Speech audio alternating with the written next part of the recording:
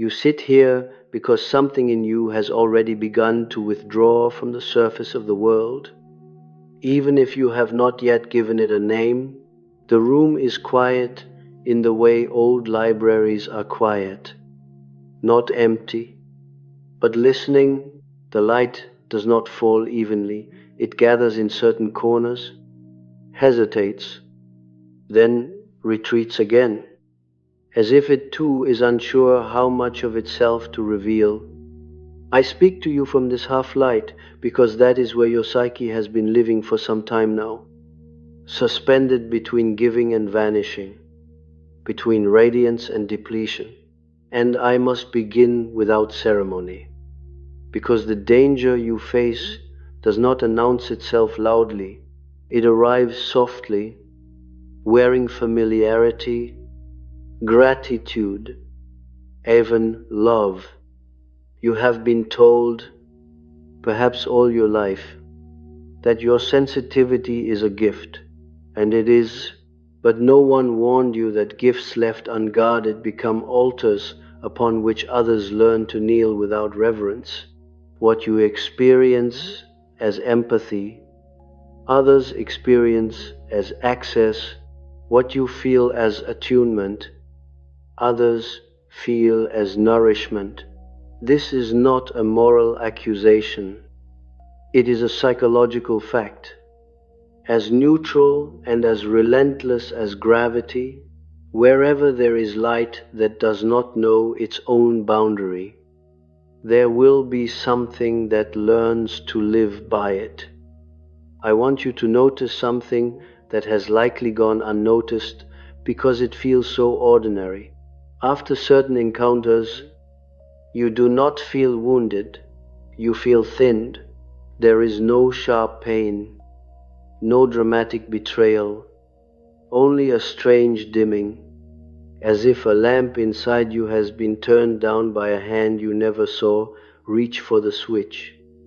You tell yourself you are tired, that you have given too much, that rest will restore you, but rest alone does not recover what has been siphoned unconsciously, because what is being taken from you is not energy in the simple sense. It is orientation, it is meaning, it is the subtle coherence of the self. You are not dealing merely with difficult people. You are encountering figures whose own inner light has failed to organize them from within. And when the ego is not anchored to the self, it must feed externally to maintain its shape. Such a psyche does not know that it is empty. It only knows hunger. And hunger, when unconscious, does not ask, it takes. You feel this most clearly in the moments after you have been deeply seen. Someone confides in you, collapses into you, or mirrors back your own insight with a kind of desperate intensity. At first, there is a sense of purpose, even intimacy. You feel useful, perhaps even chosen. Then, later, alone, there is a hollowing. Your thoughts scatter, your body feels strangely porous. The air around you seems thinner, as if sound travels too far and returns too slowly. This is not imagination. It is the psyche's way of registering a loss of psychic substance. The mistake you have made, and it is an understandable one, is to believe that your light is meant to be endlessly available. Somewhere early in your life, you learned that your value lay in illumination. You became the one who understood, who softened, who made room. This role crystallized into a persona so seamless that you forgot it was a mask, and the shadow of that persona is not darkness, but exhaustion. The shadow of the healer is the one who bleeds quietly so that others do not have to see their own wound. There is a scene I want you to imagine, not as metaphor but as psychic reality. You are standing in a room with no mirrors. The walls are warm to the touch, faintly pulsing, as if alive. People enter one by one, drawn not to you as a person, but to a glow they sense emanating from the center of the space. Each time someone steps closer, the light brightens for them. They feel calmer, clearer, more real. You feel nothing dramatic at first. Only after many have come and gone do you notice that the room itself has begun to darken. And then, finally, you realize the light was never in the room. It was you. This is where the warning must be spoken plainly. There are those in your life who are not meeting you. They are feeding on you, not consciously, not maliciously, but with the blind necessity of something that cannot generate its own warmth. They are not evil. They are unindividuated. And unindividuated psyches attach themselves parasitically to sources of coherence. Your empathy has made you such a source. You may resist this thought because it feels unkind. You may hear an inner voice immediately rise up in protest. It says, "They are just hurting. They do not mean to take. If I withdraw, I am abandoning them." Listen carefully to this voice, because it is not the voice of compassion. It is the voice of your complex. It was formed at a time when your survival depended on being needed. It learned to equate love with availability and morality with self-erasure. I want you to hear another voice now, quieter, older, and far less sentimental. It says, "If I disappear, nothing in them changes. They simply look for another source." This voice does not speak in anger. It speaks in truth, and truth, when it first emerges from the unconscious, often feels cold because it does not negotiate with our fantasies. The danger you face is not that others will harm you openly. It is that they will praise your light while slowly consuming it.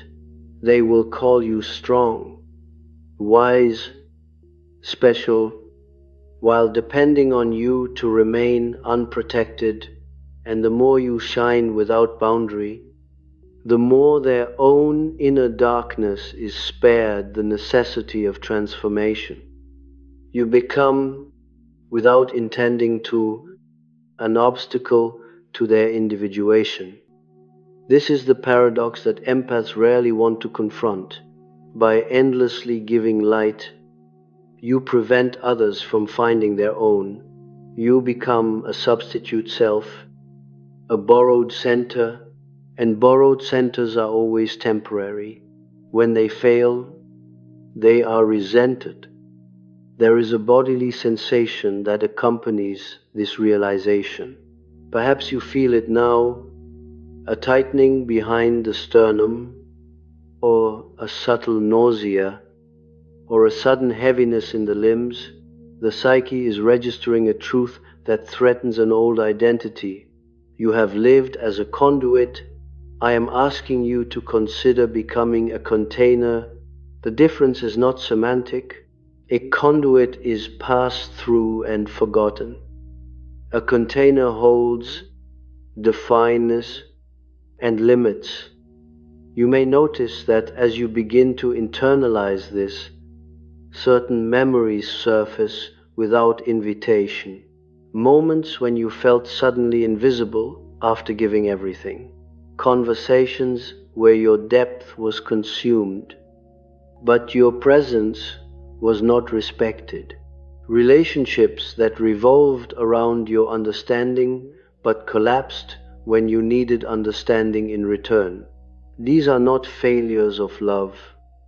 They are symptoms of an asymmetry that was never made conscious. I am not telling you to harden. Hardness is merely another defense, another persona. I am telling you to become opaque. Light that passes through without resistance does not illuminate, it disappears. The self requires a boundary to become luminous. Without a boundary, there is no center, only diffusion. There is a dream image that often appears at this stage of psychic development. A person is carrying a lantern through a dark forest. At first, the light reveals the path, the trees, the faces of those walking alongside, but gradually figures begin to crowd closer. Drawn to the glow, they do not walk with the lantern bearer, they cluster around the light itself. The bearer begins to stumble, the path obscured by those who cannot see without it. Eventually, the lantern goes out, not because the flame was weak, but because it was never shielded from the wind. What you are being asked now is to turn the lantern inward. This feels, at first, like betrayal. The forest does not vanish, but you no longer illuminate it for others. You walk by a different sense, guided not by visibility, but by orientation. This is frightening because it removes the applause. No one thanks you for a light they cannot see. But something else happens. The flame steadies. It stops flickering. It begins to belong to you. As this inward turning begins, the world around you reacts. People who once felt comforted by your presence may grow restless, even irritated. They may accuse you of changing, of becoming distant, of withholding. These accusations are projections. They are not responses to who you are becoming, but to what they are losing. The empath often mistakes this moment for cruelty in themselves. In truth, it is the first ethical act toward the self. Notice the atmosphere of your own inner world when you imagine saying no without explanation. There is a sharp intake of breath, as if something expects punishment. That expectation was learned. It does not belong to your mature psyche. It belongs to a younger layer that survived by being indispensable. You are no longer in that terrain, even if the reflex remains. Let me slow this moment down. Imagine a small, quiet kitchen at dusk. The air smells faintly of dust and something warm. Perhaps bread left too long in the oven. Outside, a single light flickers on in a neighboring window. You are alone, sitting at the table, hands wrapped around a cup that has long since gone cold. Someone you love has just left. Disappointed, not angry, disappointed. That expression lingers in the room longer than they do. This is where you usually collapse inward, questioning yourself, rehearsing explanations that will never be spoken. But tonight, something different occurs. You feel the disappointment, but it does not reorganize you. It does not send you scrambling for repair. It passes through like weather, and beneath it, there is a quiet, unfamiliar solidity. This solidity is the beginning of the self asserting itself against the old economy of exchange. It does not announce itself with confidence. It arrives as stillness, and stillness is intolerable to those who require your motion to feel alive. You must understand this clearly, without moral distortion. When others feed on your light, they are not strengthened, they are maintained. Maintenance is not growth, it is postponement. And the longer it continues, the more violent the eventual reckoning becomes. For both of you, there is an image from alchemy that speaks to this moment, though I will not dress it in scholarly language. Imagine a substance that glows only when another substance is present. Remove the second, and the glow fades. The task is not to keep supplying what is missing. The task is to transform what depends, but transformation cannot occur in comfort. It requires friction, absence, and the encounter with one's own darkness. By stepping back, you do not doom anyone. You return them to the conditions necessary for their own psyche to awaken. Whether they use that condition is not yours to decide. Your responsibility is narrower and far more demanding. It is to remain in relationship with your own center. At this stage, many empaths experience a strange reversal. The world seems louder, harsher, more demanding precisely as they withdraw. This is because you are no longer anesthetizing it with your presence. You begin to hear the raw sounds of unmet need, of unintegrated shadow, of egos circling without axis. This can provoke guilt. It can also provoke anger. Both are transitional effects. Do not build a new identity from either. There is something else that begins to happen. Quietly, almost imperceptibly, your dreams change. They become less populated, fewer faces, more landscapes, empty rooms, long corridors. The psyche is reclaiming space.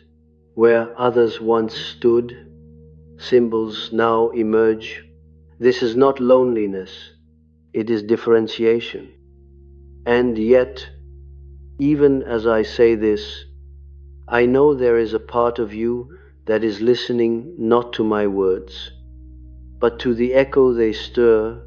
That part is asking, if I stop giving light, who am I? This question does not need to be answered yet. In fact, any answer given too quickly would only be another persona rushing in to fill the silence. Stay with the silence instead. Feel how it presses against your old habits, how it refuses to be translated into usefulness. There is a threshold here, and you are standing on it now, not between good and evil, not between kindness and cruelty, but between diffusion and coherence. The psyche does not cross this threshold by force. It crosses by recognition. And recognition, once it begins, does not move in straight lines. It circles, returns, hesitates, then advances again, each time stripping away another layer of borrowed purpose.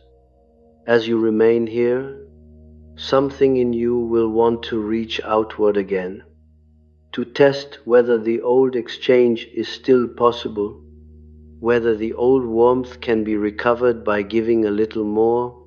This impulse is not a failure. It is the inertia of a long practiced orientation. Watch it arise. Watch how it frames itself as generosity, as loyalty, as love. And then notice what happens if you do not obey it. Notice the anxiety spike, then slowly subside. Notice how the world does not end. Notice how the light, instead of leaking outward, begins to condense, growing denser, quieter, more yours.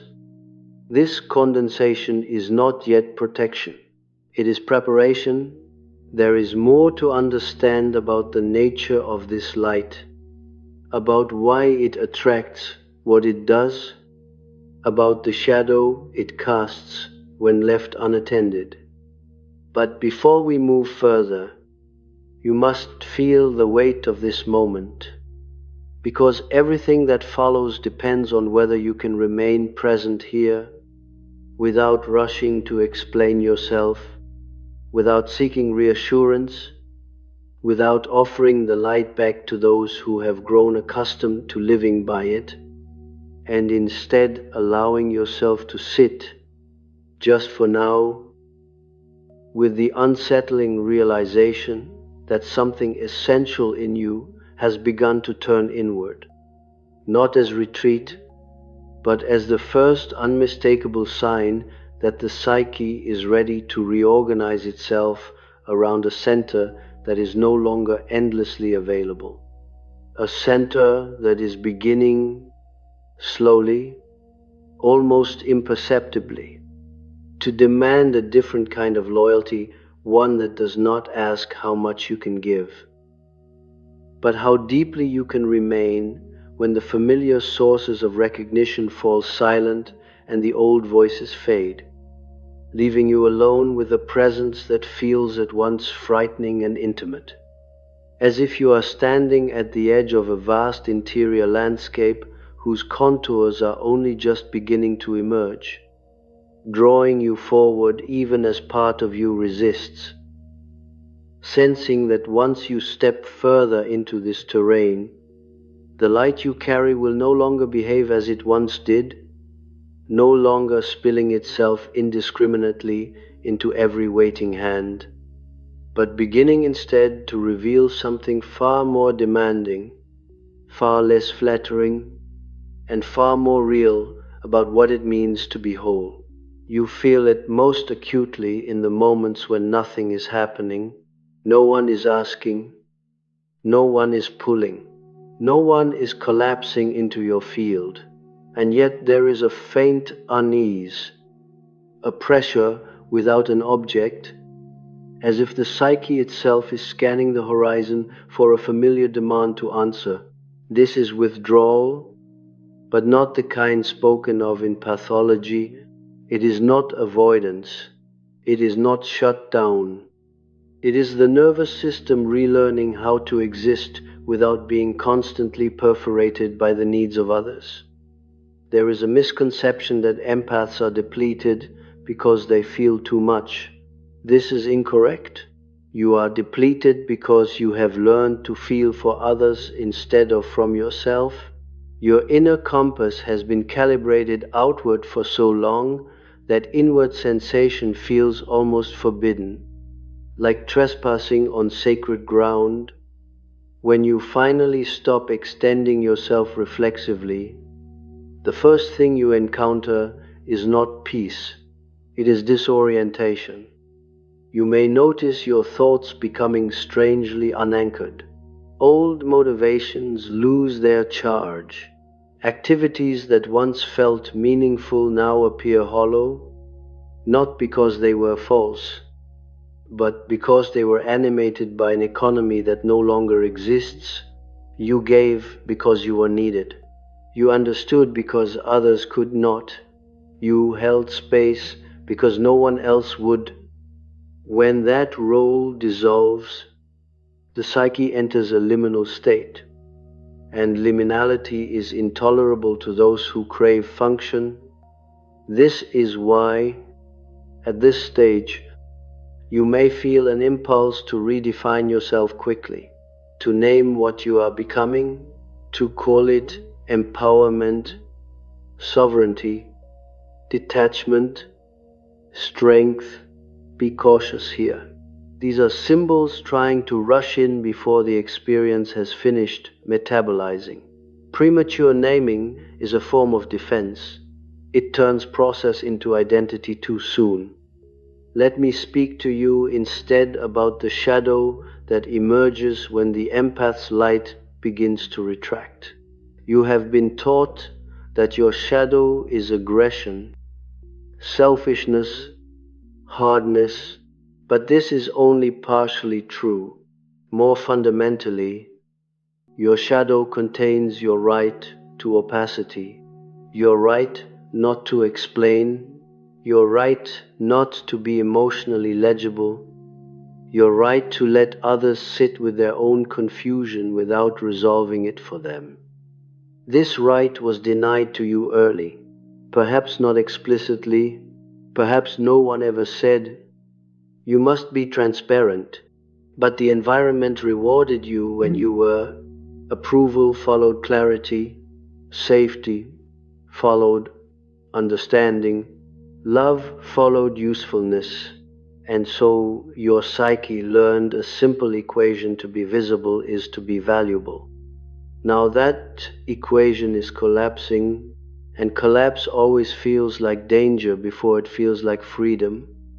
You may notice subtle shifts in how people look at you.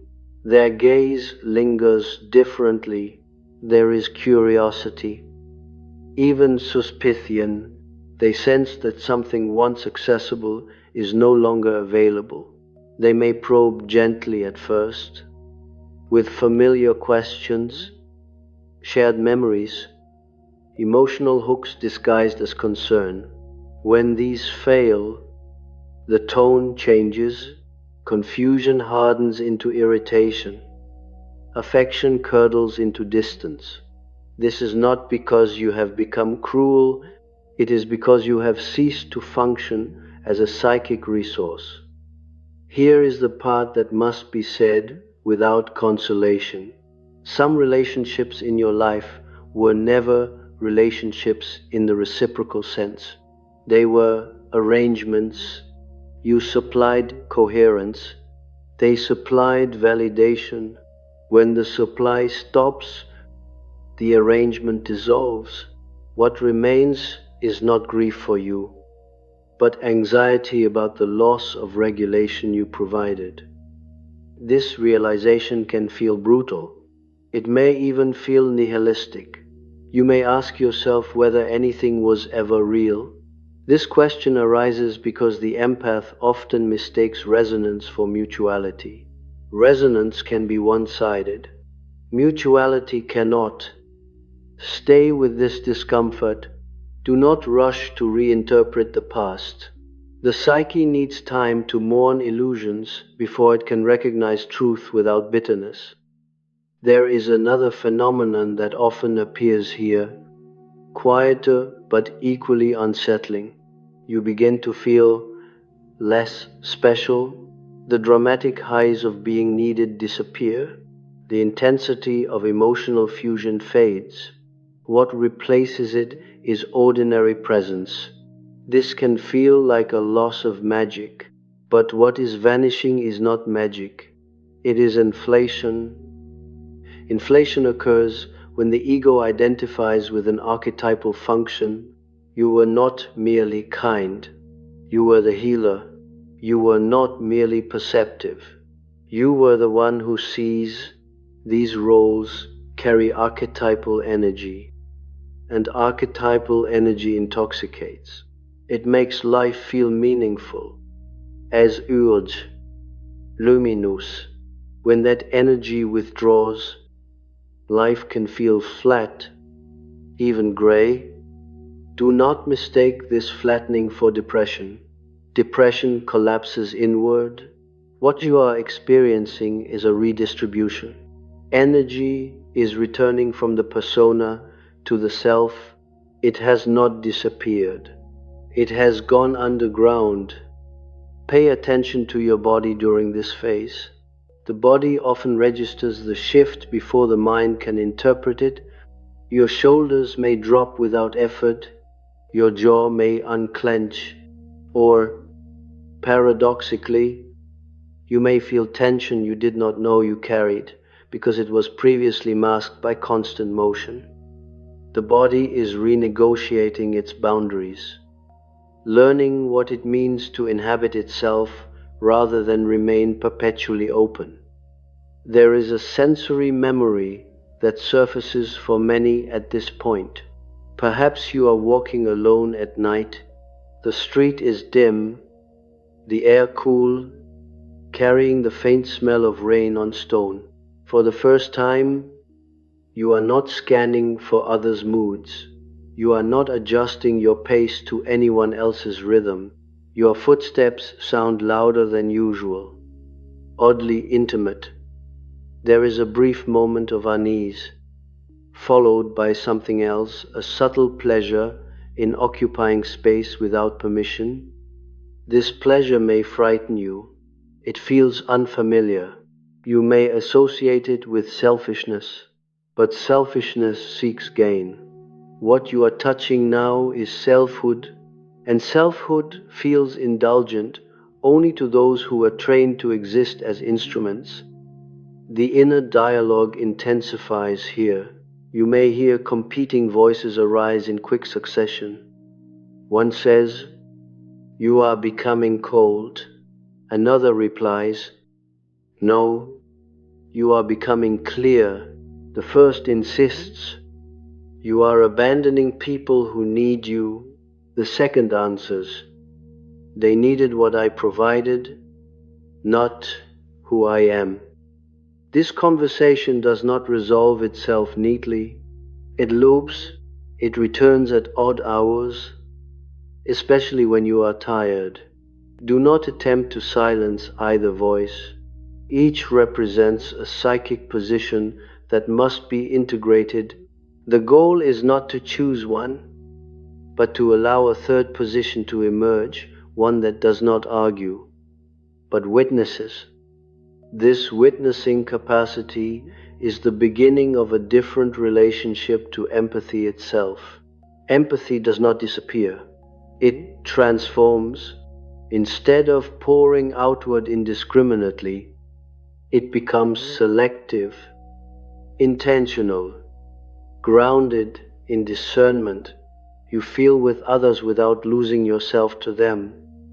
Discernment is not suspicion. It is pattern recognition without urgency. You begin to notice who feels calmer after interacting with you and who feels merely relieved. You notice who remains curious about you when you are quiet and who becomes restless. These observations are not judgments, they are data. The psyche learns through observation, long before it learns through decision. At this stage, the unconscious often presents images of thresholds, doors, bridges, borders. You may dream of houses with locked rooms or landscapes divided by rivers you hesitate to cross. These are not obstacles, they are symbols of differentiation. The psyche is mapping where you end and where others begin. And yet, even as this mapping progresses, there is a temptation to swing to the opposite extreme, to build walls where there were none, to adopt an identity of detachment, superiority, invulnerability. This is a shadow response to earlier permeability. It feels protective, but it is brittle. Walls isolate, boundaries relate. Boundaries are alive. They respond, they adjust. They are not proclamations, they are felt limits. You do not announce them, others sense them. When your boundary is real, you do not need to defend it. When it is defensive, you cannot stop explaining it. You may notice now that explanations feel heavier, words come slower, you pause more often, silence no longer feels like a void to be filled, but like a medium through which something essential moves. This shift can unsettle others. Silence confronts them with themselves. Many prefer noise. This is why, as your light retracts and reorganizes, you may become the recipient of projections you have never received before. You may be called arrogant, distant, selfish, changed. These labels say nothing about you. They reveal the shape of the projection thrown by a psyche suddenly deprived of a familiar mirror. Remember this when people could see themselves reflected in you. They felt comfortable. When they no longer can, they feel exposed. Exposure is not your responsibility. There is a subtle grief here that deserves acknowledgement. You are grieving the version of yourself who was endlessly available, endlessly luminous, endlessly forgiving. That version was not false, it was incomplete. It carried a cost that could not be paid forever.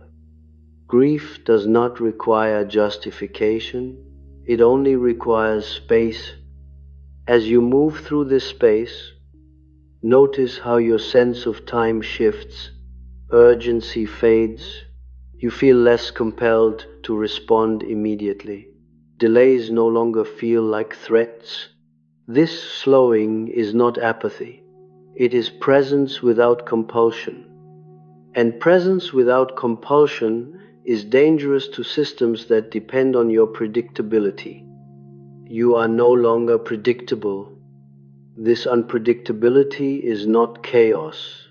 It is freedom from role. When you stop playing the part others unconsciously assign to you, you become difficult to categorize. And what cannot be categorized cannot be easily used. There is still much to understand about why your light attracted what it did, about the deeper archetypal pattern at work here, about how the self reorganizes itself after long periods of diffusion. But those understandings cannot arrive while the psyche is still clinging to the hope that things might return to how they were.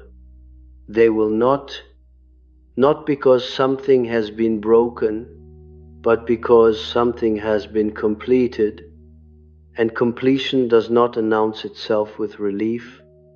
It arrives with a strange neutrality, a quiet sense that a chapter has closed without asking whether you were ready, leaving you standing in a space that feels both emptier and more intact, as if the noise has finally fallen away, and you are beginning to hear, faintly at first, the sound of your own inner ground forming beneath you, steadying itself, preparing to support a way of being that no longer revolves around how much light you can give, but around how deeply you can remain present to what emerges when that light is finally allowed to belong to you alone. There is a moment, subtle enough that you might miss it if you are still watching the reactions of others, when your attention finally turns all the way back toward itself, not in narcissism, not in self-absorption, but in a kind of quiet curiosity. You notice how it feels to wake without immediately anticipating anyone else's needs. You notice the texture of your own mornings, the weight of the air in your chest before thought begins. These details were always present, but they were drowned out by a vigilance that had become second nature. This vigilance did not begin as pathology, it began as adaptation. Somewhere early, you learned that attunement kept you safe, reading the room prevented rupture, anticipating moods reduced chaos. Your empathy sharpened because it had to. Over time, what began as survival crystallized into identity. You were no longer someone who could feel others deeply. You were someone who must. Now that necessity is dissolving, and with its dissolution comes a peculiar anxiety, one that has no clear object. You may find yourself restless without knowing why, or uneasy in situations that are objectively calm. This is the nervous system relearning a world in which constant scanning is no longer required. Safety feels unfamiliar when it does not demand performance. It is here that many empaths misinterpret their own sensations. They assume something is wrong because the old markers of worth are gone. The rush of being needed, the intensity of emotional fusion, the gratitude that followed sacrifice. In their absence, you may feel strangely unmotivated, even empty. But emptiness is not always lack. Sometimes it is space that has never before been available. There is a temptation now to fill this space quickly. New projects, new identities, new philosophies, anything that restores a sense of direction, but direction imposed too early simply recreates the old pattern in a different costume. The psyche requires a period of unstructured time to reorganize itself around the self rather than around function. This is why patience becomes essential here. Though it may feel intolerable, you are accustomed to movement, to response, to engagement. Stillness feels like neglect, yet stillness is precisely what allows the deeper layers of the psyche to surface without being immediately shaped by expectation. In this stillness, memories return that are not dramatic, but oddly charged. A look you once ignored, a comment that lingered longer than it should have, a moment when you felt subtly used but quickly dismissed the feeling as uncharitable. These memories are not arriving to accuse you. They are arriving to complete themselves. The psyche is integrating experiences that were once bypassed in the rush to remain generous. As these integrations occur, your sense of compassion changes texture. It becomes less effusive, more grounded. You no longer rush to relieve discomfort, yours or anyone else's. You allow discomfort to exist without immediately resolving it. This is not cruelty, it is respect for the psyche's capacity to metabolize its own experience. Others may find this unsettling. They were accustomed to your immediate reassurance, your quick understanding. Without it, they are forced to encounter their own inner material. Some will retreat, some will attack, some will attempt to pull you back into the old dynamic with subtle guilt, nostalgia, or appeals to loyalty. These attempts are not conscious manipulations. They are reflexes of a system that has lost a stabilizing element. You may feel a pang when this happens, a familiar urge to explain yourself, to soften the boundary, to prove that you are still good. Notice this urge carefully. It does not arise from the self. It arises from the persona that learned to equate goodness with accessibility. Let the urge rise. Let it fall. Do not act on it immediately. In the pause between impulse and response, a new kind of agency emerges. This agency does not feel like power as you once understood it. It feels quieter, heavier, more rooted. It is the difference between being pulled by currents and standing on the riverbank, feeling the water move past without being carried away. You are still connected. You are simply no longer submerged. With this shift, your perception of others sharpens, not in judgment, but in clarity. You begin to see how many people are organized around lack rather than presence. How many relationships are structured to avoid solitude rather than to share wholeness. This recognition can be lonely at first, not because you are superior, but because your orientation has changed. Loneliness here is not the absence of connection, it is the absence of distortion. As distortion falls away, certain illusions cannot be maintained. You see that some people were never curious about your inner life. They were curious about your reactions, your insights, your availability. When those are no longer offered on demand, interest wanes. This can sting. Allow it to sting. Pain that is allowed to be felt completes itself more quickly than pain that is rationalized away.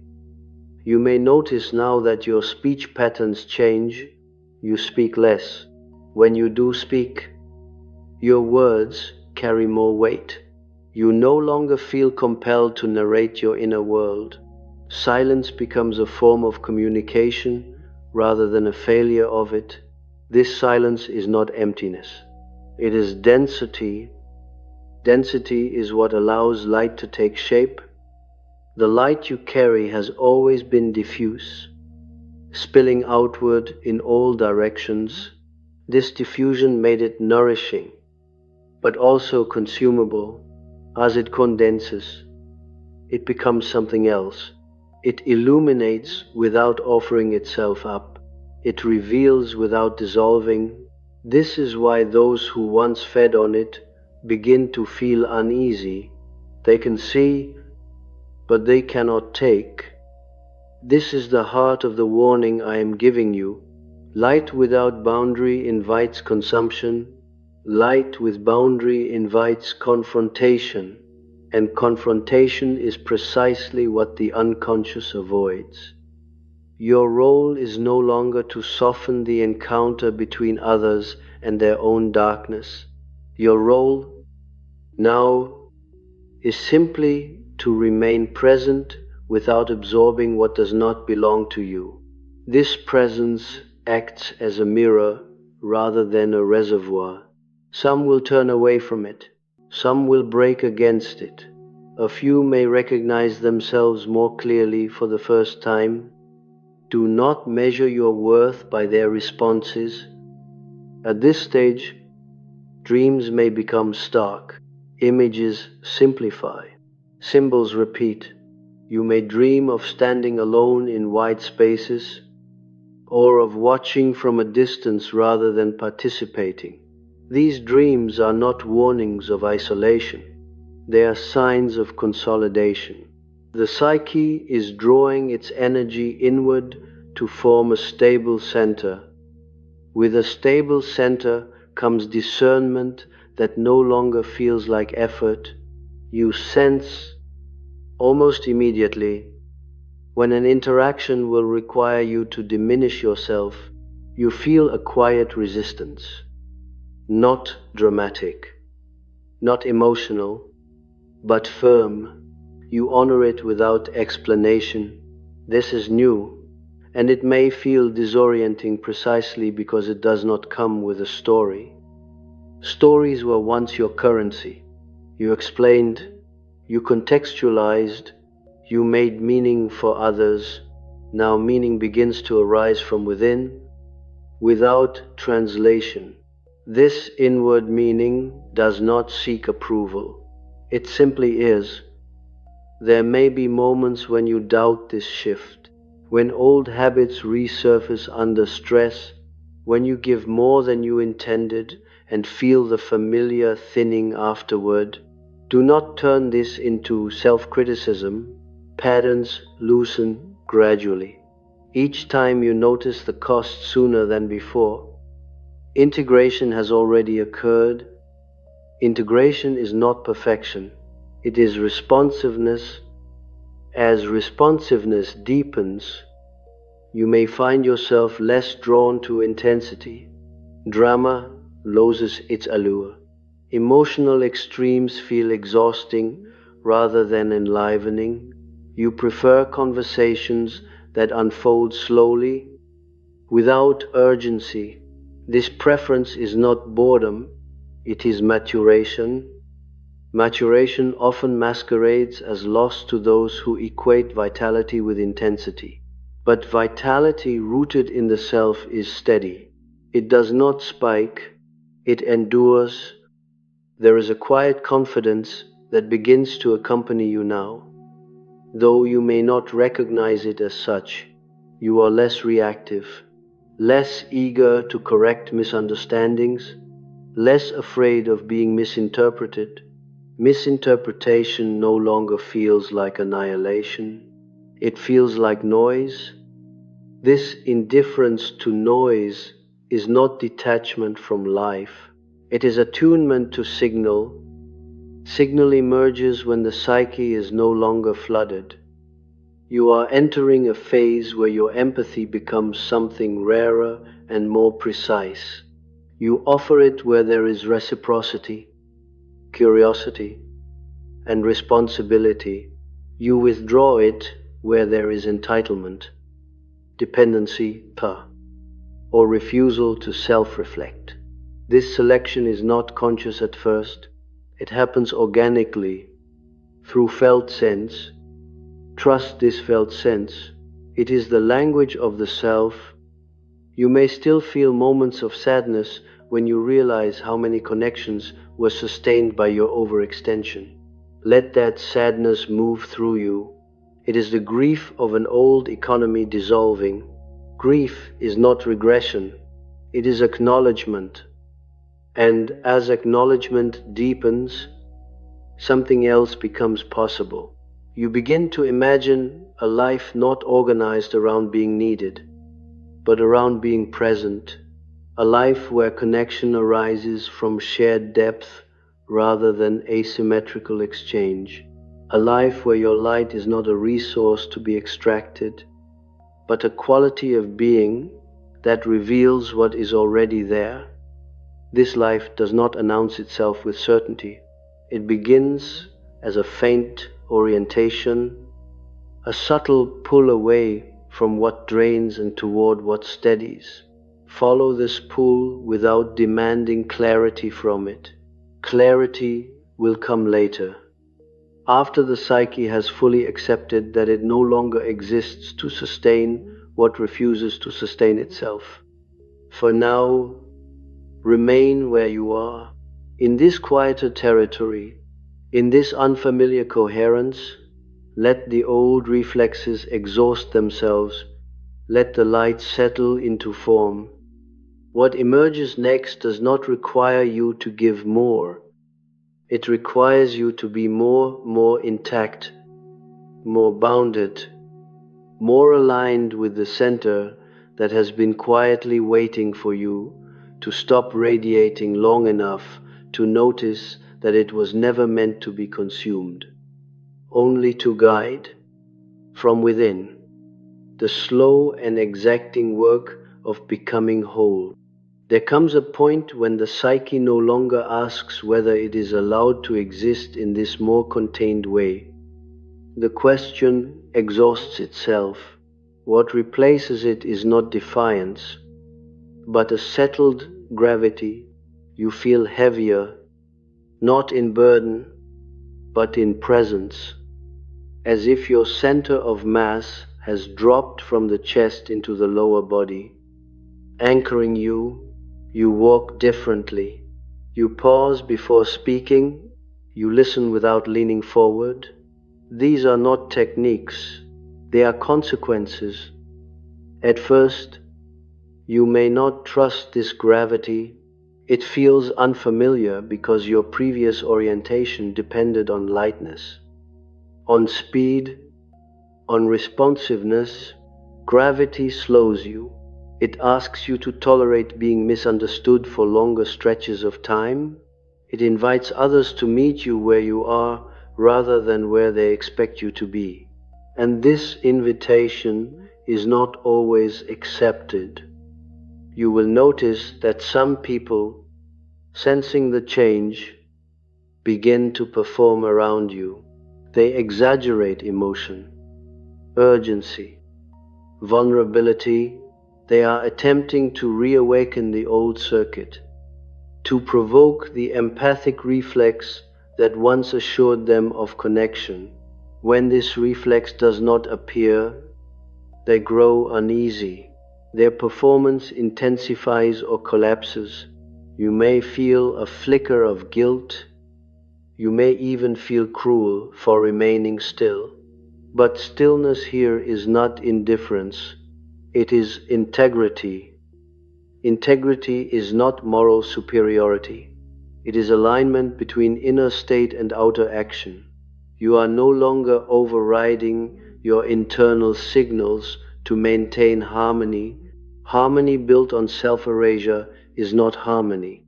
It is compliance. As this becomes clearer, you may find yourself revisiting memories from earlier phases of life with new eyes. Moments that once felt confusing now reveal their structure. You see how often you were praised for being easy, understanding, strong, how rarely you were asked what you wanted, how seldom your limits were invited rather than tolerated. This recognition can bring a quiet anger, not explosive, but steady and hot beneath the ribs. Do not rush to discharge this anger. It is not there to be acted out. It is there to inform you. Anger, when it appears this late and this calmly, is not about revenge. It is about boundary awareness. It signals where your psychic territory was crossed repeatedly without acknowledgement. You may also notice an unexpected tenderness toward your younger self. Not pity, but respect. You see now that the light you offered was not foolishness. It was a survival intelligence. You survived by becoming luminous. That strategy carried you as far as it could. Now it is releasing you. Release rarely feels celebratory. It feels like standing with empty hands after having carried something heavy for so long that your arms ache in its absence.